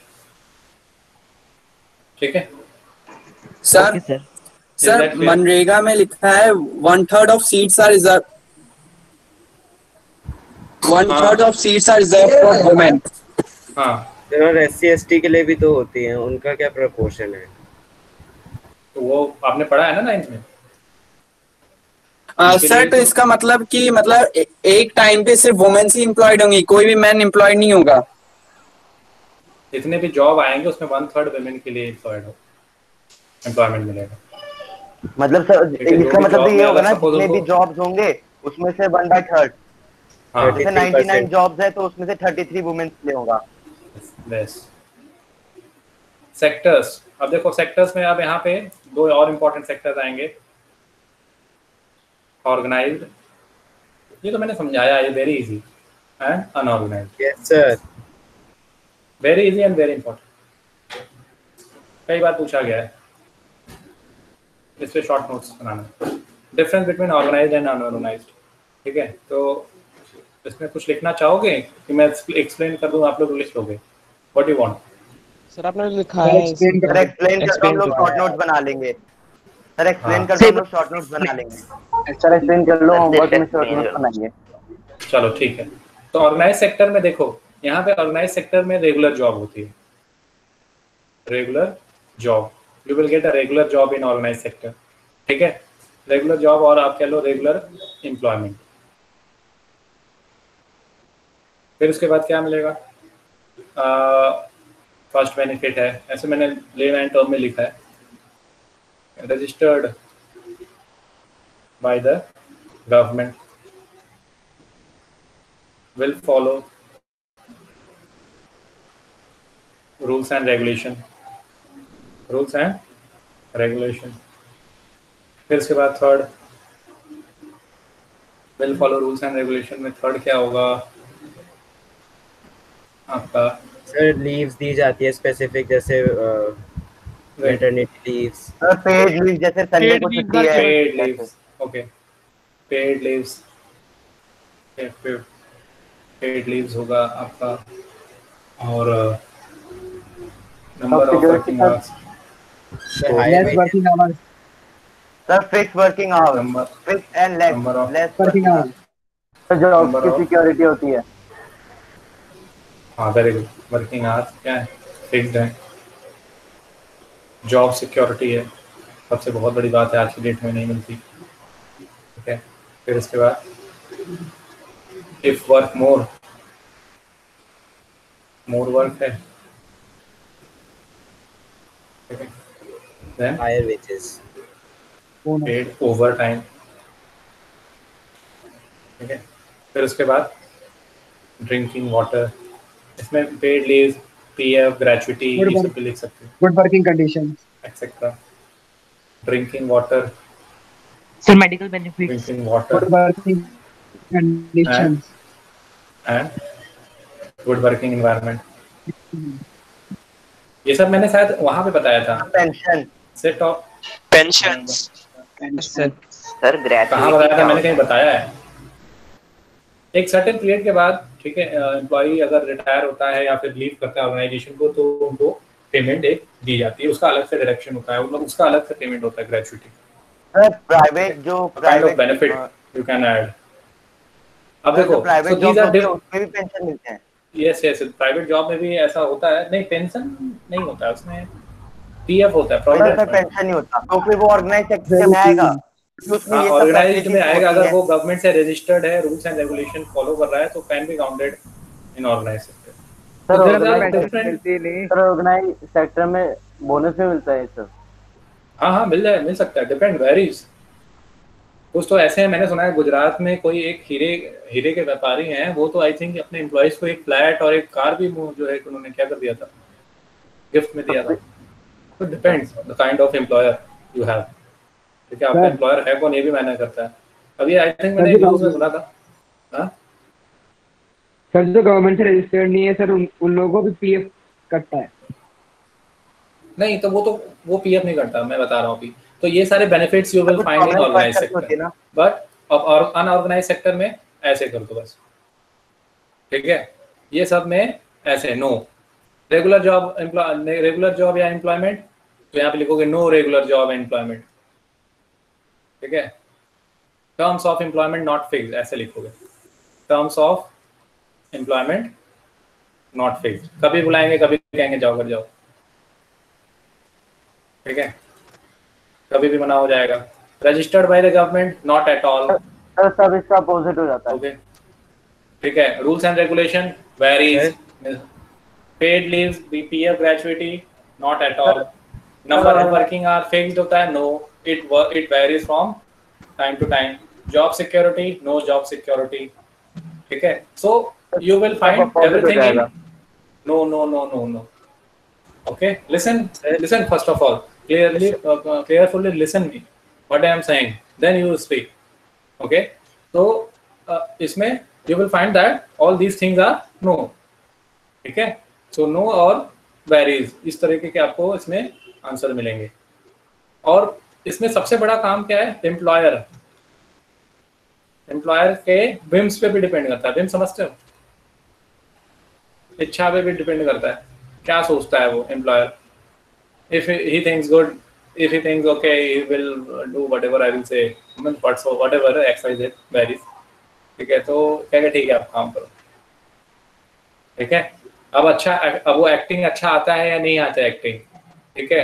अगर वो जो है कि एम्प्लॉयर जो डायरेक्टर प्रोड्यूसर है उसको अच्छा लगता है, तो फिर वो जो है उसको पिक्चर मिलेगी, अदरवाइज नहीं मिलेगी। सुशांत सिंह राजपूत का सुना आप लोगों ने?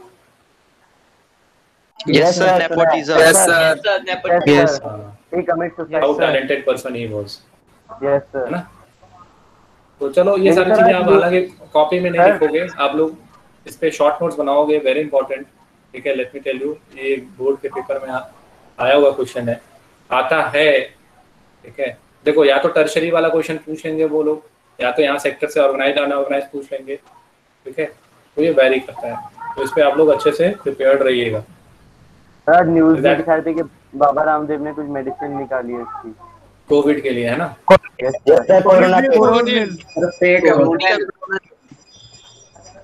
ठीक है, हाँ मैंने भी देखा है, अभी सुना है, भी देखना है, उसको और क्लियरली समझना है। तो आप ये करिए, आप एक काम करिएगा कि हाँ sir, a factory worker going to work in a big factory, ये अनऑर्गेनाइज्ड होगा या फिर organised?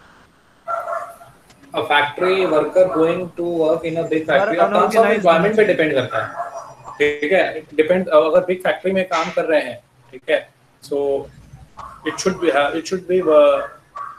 Categorised in organised sector, ठीक है? अब it depends on the terms of employment. अगर उनको अपॉइंटमेंट लेटर दे दिया गया है, if he had the appointment letter, so think that take it as organized one, because appointment letter सबसे बड़ी चीज होती है, अपॉइंटमेंट लेटर ही नहीं देंगे आपको, जो भी बातें होंगी मुंह जबानी होंगी, ठीक है कल से आना, परसों यार कल मत आओ, तो कहेंगे, ऐसे डिपेंड करता है, वेरी करता है, ठीक है? तो अपॉइंटमेंट लेटर अगर मिल जाता है तो you think that it is an, you should think that this is an organized one, because appointment letter matters. Sir जो फैक्ट्रीज होती है सर, वो तो वर्कर्स को एक्सप्लॉइट करने का कोशिश करते हैं, तो फिर सर वहाँ पे तो सारे के सारे फैक्ट्रीज में अनऑर्गेनाइज्ड ही हो जाएगा ना, बिकॉज वो ज्यादा वर्किंग आवर्स बढ़ाएंगे और फिर अरे ये बात बताओ, सुनो मैं वो विशाल जा, लिसन, मैंने जब मैंने आपको सोशलिज्म एंड रशियन रेवोल्यूशन पढ़ाया है, सॉरी अगर नहीं पढ़ाया, पढ़ा होगा आपने, तो सोशलिस्ट एंड कैपिटलिस्ट मैंने दो बातें बताई हैं। कैपिटलिस्ट का मेन मोटो क्या होता है? To earn more and more profit and they will exploit workers, ठीक है? वर्कर्स में किस तरीके से एक्सप्लॉइट करेंगे? More working hours and less wages. तो वो आप और किसी भी सेक्टर में हो उसका तो इस्तेमाल होता ही है। ऑर्गेनाइज में क्या होता है कि गवर्नमेंट, अब now the government is a democratic government, तो why people are preparing themselves for government jobs. आप देखो गवर्नमेंट जॉब के लिए बहुत सारे लोग प्रिपेयर करते हैं, हर साल प्रिपेयर करते हैं कि we should get at least a job in a government sector, तो उनकी लाइफ क्या होगी? सेट हो जाएगी, throughout their life they will enjoy their life, ठीक है? At least the fixed amount of income they will always receive, ठीक है? बट अनऑर्गेनाइज में इट विल वेरी। समझ में आ रही है बात? तो कैपिटलिस्ट का नेचर ही यही है, to earn more and more profit, that we will discuss in later class, ठीक है? आज के लिए सिर्फ इतना ही। Is that clear to everyone?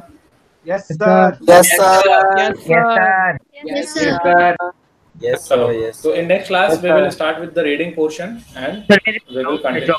Sir एक क्वेश्चन है हाँ बोलो सर, एक डाउट है,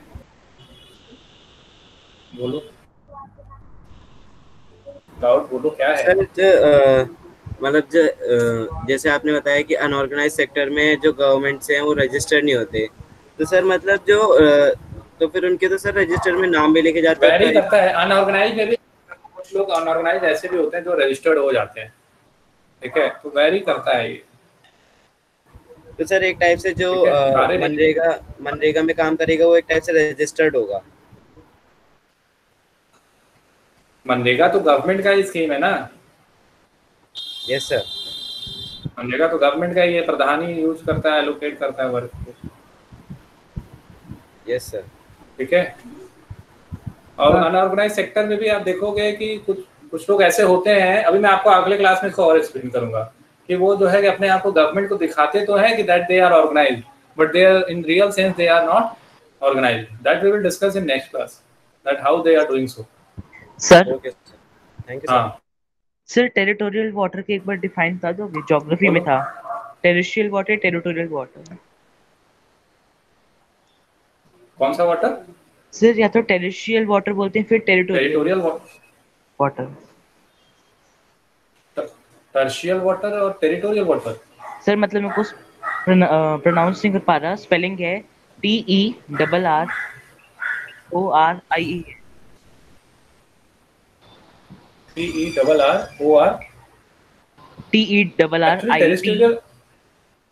yes sir. Terrestrial water, okay. Terrestrial water और टेरिटोरियल वाटर मींस वो 12 नॉटिकल माइल्स वाला जो मैंने आपको बताया है वही है टेरिटोरियल वाटर में।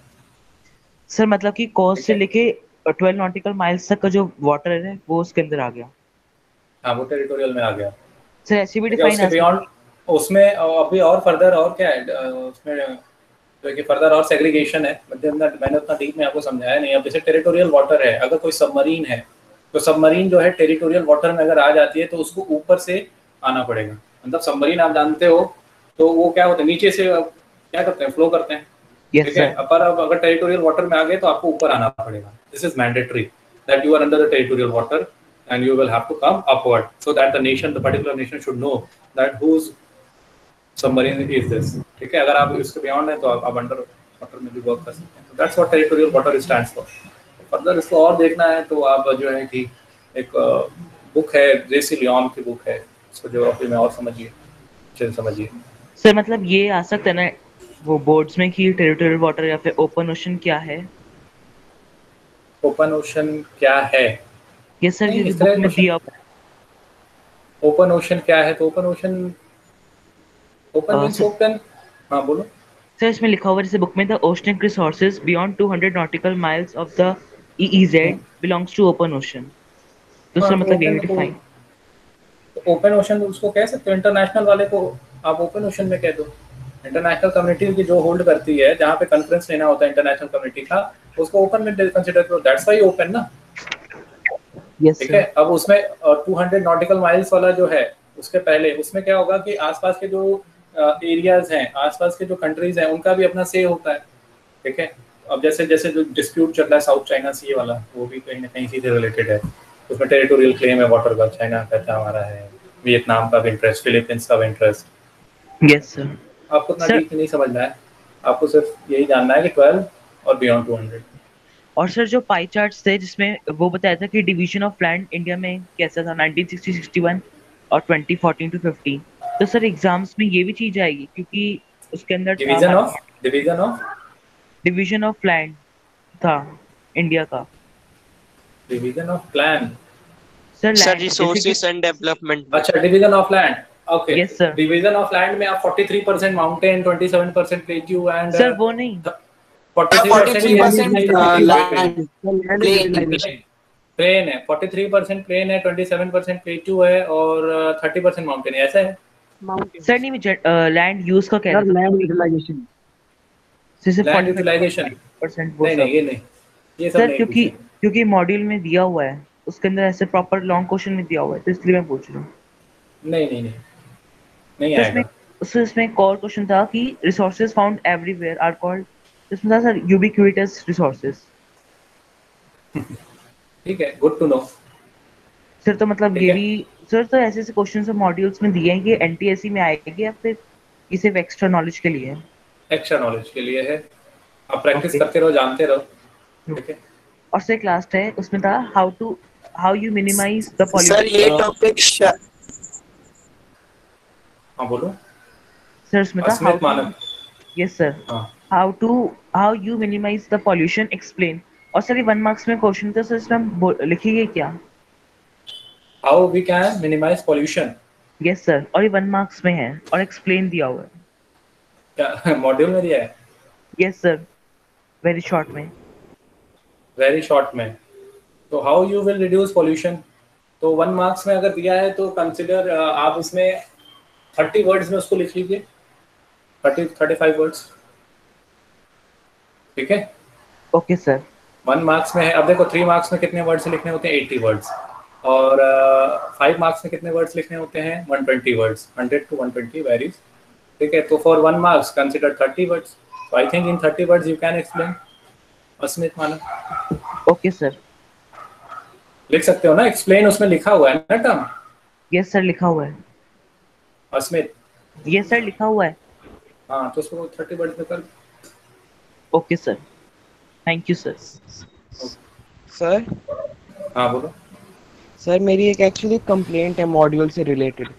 सर ये 9th में तो बहुत ज़्यादा होता था और मैंने अभी 10th में मैंने उतना ज़्यादा नहीं देखा, लेकिन जितना मैंने पढ़ा है मॉड्यूल से उसमें ये है। एक तो सर जो रिसोर्सेस वाला जो मॉड्यूल है उसमें नॉन रिन्यूएबल रिसोर्सेज में फर्स्ट उसकी डेफिनेशन की फर्स्ट लाइन में लिखा है resources that can not be recycled. Sir but